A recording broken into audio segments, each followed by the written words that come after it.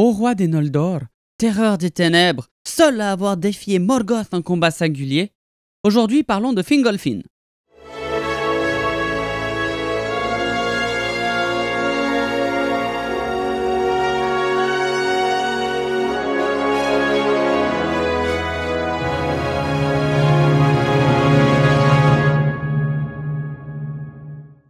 Fingolfin était le plus fort et le plus vaillant des fils de Finwë. Étant les enfants de deux mères différentes, lui et son demi-frère aîné, Fëanor, n'ont jamais ressenti de lien étroit l'un avec l'autre. Ce manque d'affinité se transforma rapidement en rivalité lorsque Melkor informa secrètement chacun d'eux que l'autre avait l'intention de les chasser de Tirion, la belle cité à Aman. Fingolfin avait donc deux sœurs et un frère. Finndis et Irime étaient ses sœurs, et son frère était Finarfin. Comme dit avant, il avait un demi-frère qui était Fëanor. Fingolfin était grand, avec les cheveux sombres et l'œil clair. Il était vêtu d'une splendide armure d'argent étincelant et d'un bouclier bleu orné de cristaux brillants.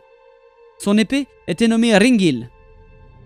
Il eut une femme, nommée Anaire, et tous deux eurent 4 enfants, Fingon, Turgon, Aredel et Argon.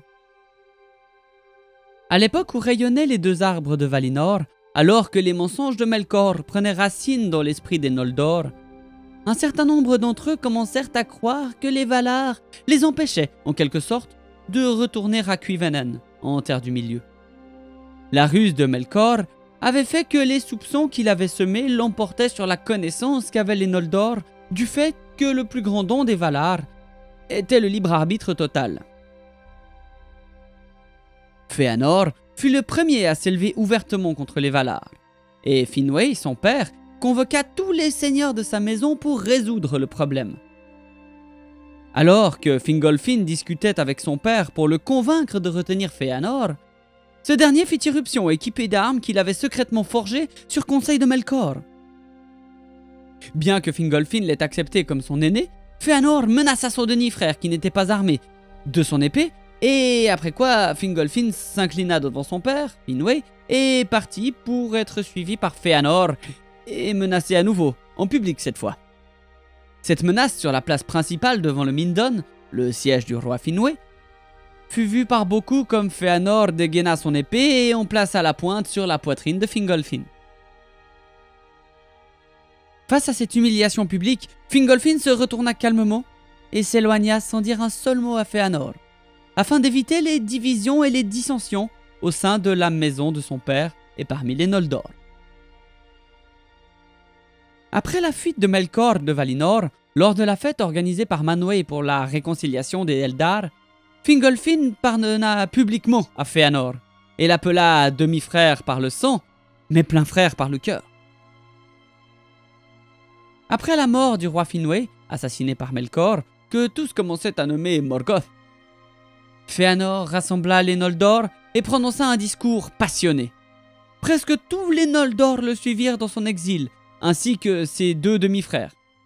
Fingolfin prit la tête du plus grand nombre de Noldor, et lorsqu'ils fuirent Aman pour la Terre du Milieu, même s'il pensait que ce n'était pas judicieux, il ne voulait pas abandonner son peuple à Fëanor. Au fil des jours de leur exil, les Noldor furent de plus en plus nombreux à s'élever contre Fëanor, car leur voyage était difficile et ils craignaient la prophétie de Mandos. Vous verserez des larmes innombrables, et les Valar fortifieront Valinor contre vous, et vous excluront de sorte que même l'écho de vos lamentations ne franchira pas les montagnes. Sur la maison de Fëanor, la colère des Valar s'étend de l'ouest à l'extrême est, et sur tous ceux qui les suivront, elle s'abattra également. Leur serment les conduira, les trahira et leur arrachera les trésors qu'ils ont juré de poursuivre. Tout ce qui a bien commencé tournera mal, et cela se produira par la trahison de parent à parent, et par la peur d'être trahis. Ils seront à jamais les dépossédés. Vous avez répandu injustement le sang de vos frères, et vous avez souillé le pays d'Aman. Pour le sang, vous rendrez le sang, et au-delà d'Aman, vous habiterez dans l'ombre de la mort. Bien qu'Heru vous ait donné et ordonné de ne pas mourir à Ea et qu'aucune maladie ne puisse vous assaillir, vous pouvez être tué et vous le serez par les armes, par les tourments et par le chagrin. Et vos esprits sans foyer viendront alors à Mandos. Là, vous resterez longtemps à désirer vos corps et vous n'aurez que peu de pitié, même si tous ceux que vous avez tués vous implorent. Ceux qui resteront en terre du milieu et ne viendront pas à Mandos se lasseront du monde comme d'un grand fardeau, s'étioleront et deviendront comme des ombres de regret devant la jeune race qui viendra après eux. Les Valar ont parlé. Alors que Fëanor se décidait de quitter Valinor, il avait besoin de navires pour se rendre en terre du milieu. Mais les Noldor n'en possédaient pas, et Fëanor craignait que tout retard dans leur départ n'incite les Noldor à revenir sur leur décision de le suivre. Les Noldor, menés par Fëanor et ses fils, poussèrent en avant du gros du peuple mené par Fingolfin et tentèrent de persuader les Teleri d'Alqualande de leur donner leurs navires. Cependant, les Teleri ne voulurent pas les aider, car cela allait à l'encontre de la volonté des Valar, et ils tentèrent en fait de persuader leurs amis de revenir sur leur décision de partir. Mécontents de la réponse des Teleri, les Noldor commencèrent à s'emparer des navires par la force. Cela irrita les Teleri, qui n'en comprenaient pas pourquoi les Noldor devraient prendre leurs plus belles œuvres. Ils les menacèrent alors et les jetèrent, de nombreux Noldor, suivant de Fëanor, hors des navires, dans l'eau froide de la baie. Ils tentèrent également de bloquer le port. Les Noldor, s'énervant, sortirent alors leurs épées et les Teleri leurs arcs. Et il y eut un combat acharné qui semblait équilibré jusqu'à ce que la deuxième armée des Noldor, menée par Fingon, fils de Fingolfin, arrive avec les gens du peuple de Fingolfin. Se méprenant sur la situation, ils supposèrent que les Teleri avaient attaqué les Noldor sous les ordres des Valar, et ils se joignirent au combat. Au final, de nombreux Teleri, dont leurs seigneurs, furent tués et les navires furent pris. Les Noldor, qui poursuivirent leur route vers la Terre du Milieu, furent donc maudits par Mandos de la malédiction citée plus tôt. Après avoir atteint la Terre du Milieu, Fëanor brûla les navires, abandonnant les autres car il pensait que les disciples de Fingolfin s'avéreraient inutiles à la vengeance contre Morgoth et la peur d'être trahi brûlait déjà son cœur. Fingolfin et son peuple virent de loin la fumée des navires et prirent grand-peine de la trahison. Ils choisirent alors de traverser l'Elcaraxé glacé, car ils avaient honte de retourner à Valinor et étaient en colère contre Fëanor. Toutefois, une partie du peuple suivit Finarfin qui se retourna. Elcaraxé était la périlleuse région glacée qui s'étendait entre Araman, la région au nord d'Aman, et la Terre du Milieu à l'extrême nord d'Arda. Ici se rencontraient la mer encerclante et la Grande Mer, créant de vastes brouillards et des brumes d'un froid mortel, et les courants marins étaient remplis de morceaux de glace et d'icebergs qui s'entrechoquaient et du bruit violent du broyage de la glace dans les profondeurs. Le voyage par cette terre oubliée fut difficile, et beaucoup moururent, mais ils furent remplis d'espoir lorsqu'ils virent la lune pour la première fois.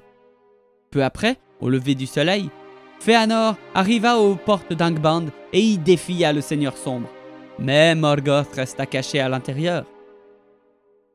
Fingolfin et les Noldor, comprenant qu'ils ne pourraient pas être victorieux de cette façon, arrivèrent alors et campèrent sur les rives nord du lac Mithrim, d'où s'était retirée la partie fëanorienne de l'armée. C'était là un grand camp de guerre, et les deux armées n'étaient pas loin d'en venir aux armes. Peu après, à la mort de Fëanor, son fils aîné, Maedhros, fut capturé par Morgoth. Apprenant cela, Fingon, le fils aîné de Fingolfin, sauva le fils de Fëanor, avec qui il était très ami. Maedhros renonça alors à ses prétentions à la royauté lors du conseil des Noldor à Mithrim qui s'ensuivit. Fingolfin devint ainsi le premier haut roi des Noldor en Terre du Milieu. Il régna depuis Hithlum sur les rives nord du lac Mithrim. Après avoir vaincu les orques lors de la Dagor Aglareb, la bataille glorieuse, Fingolfin maintint le siège d'Angband pendant près de 400 ans. Mais le siège fut interrompu par les assauts soudains de Morgoth lors de Dagor Bragollach, la bataille de la flamme subite, et de nombreux peuples du Beleriand s'enfuirent alors. Le règne de Morgoth devait finir. Et dans l'esprit rempli de colère de Fingolfin, un seul moyen pouvait forcer le destin là où les armes échouaient. Finalement, Fingolfin se leva et d'un pas sûr traversa ses salles et se rendit aux écuries, vers son cheval, Rokalor. Il monta en selle et armé de son épée Ringil et de son bouclier, il se rendit seul à Angband pour défier Morgoth en combat singulier. Ceux qui le virent chevaucher à bride abattue sur les plaines mortes d'Anfaoglith pensèrent qu'Oromé lui-même était arrivé, car une grande folie de rage s'était emparée de lui, si bien que ses yeux brillaient de la même lueur que ceux des Valar. Un poète devait plus tard chanter. Dans cette vaste ombre, alors que le monde était jeune, était Fingolfin à son bras un bouclier. Étoile brillante sur champ d'océan azuré, éclat de cristal brillant sous l'ombre du soir. Dans un terrible élan de colère et de haine, frappant à la porte du sombre domaine. Le roi des Noldor se tenait là solitaire, tandis que d'interminables forteresses de pierre, de son corps d'argent, engloutissaient le son clair. Il chevaucha avec fureur jusqu'aux portes d'Angband, où il sonna du corps et frappa à ses grandes portes. Il défia Morgoth de sortir et de le combattre, le traitant de lâche et de seigneur des esclaves. Morgoth, ne pouvant refuser un tel défi devant ses capitaines, quitta sa forteresse pour la dernière fois au cours de ces guerres. Chacun de ses pas était comme un tremblement de terre. La rumeur de sa venue, alors qu'il montait le long chemin sombre depuis son trône de ténèbres, était puissante et insoutenable. Ses capitaines et esclaves criaient et riaient. La perte du roi Noldor leur semblait certaine. Alors, la grande et hideuse porte s'ouvrit, et il sortit de la gueule béante. Il s'avança, revêtu d'une immense armure noire, portant son vaste bouclier et sa lourde couronne de fer. Il était armé de Grond, le terrible marteau qui secouait jusqu'aux fondations du monde. Le Seigneur des Ténèbres était venu. Il était insoutenable et sinistre, révélé dans sa colère. Et Fingolfin se tenait droit devant lui, tel un arbre blanc devant un immense orage qui serait irrémédiablement pris dans la tempête. Morgoth brandit son gigantesque marteau Grond pour frapper Fingolfin, mais l'elfe s'écarta d'un bond. Le marteau creusa une profonde fosse dans le sol à l'endroit où il tomba. Morgoth frappa à nouveau, mais l'elfe n'était plus là. Alors, le combat s'engagea, et l'habileté de Fingolfin et la violence de Morgoth sont encore chantées 2 âges plus tard à Foncombe. De nombreuses fois, le marteau tomba. De nouvelles fosses furent ouvertes, mais à chaque fois, Fingolfin esquiva et plongea sous les coups insoutenables. Par cette fois, le roi des Noldor blessa Morgoth, et par cette fois, le Seigneur des Ténèbres ressentit la douleur. Alors, même ses capitaines commencèrent à chanceler. Mais Fingolfin commença à s'épuiser. 3 fois, le Seigneur des Noldor tomba à genoux, mais chaque fois, il se releva et continua à se battre. Enfin, il trébucha dans l'une des fosses laissées par Grond. Alors, Morgoth posait son grand pied sur lui pour l'écraser. Fingolfin poignarda le pied de Morgoth de son épée. Et alors, le Seigneur des Noldor périt ainsi, en acquérant une renommée incomparable. Et Morgoth voulut jeter son corps brisé à ses loups de colère. Mais Thorondor, le Seigneur des Aigles, s'abattit sur le Seigneur sombre, lui balafrant le visage et transportant le corps du roi au sommet d'une montagne. Là, Turgon, fils de Fingolfin, érigea un cairn au-dessus de lui, et aucun orc ne voulut s'en approcher à aucun moment, même lorsque la puissante cité de Gondolin devait tomber. Par la suite, Morgoth marcha à jamais en boitant, et porta pour toujours les blessures de cette terrible bataille. Plus jamais il ne sortit d'Angband pour défier les Eldar en combat singulier, et son esprit connut à jamais la peur. Alors que Fingolfin était mort, la royauté passa à son fils, Fingon.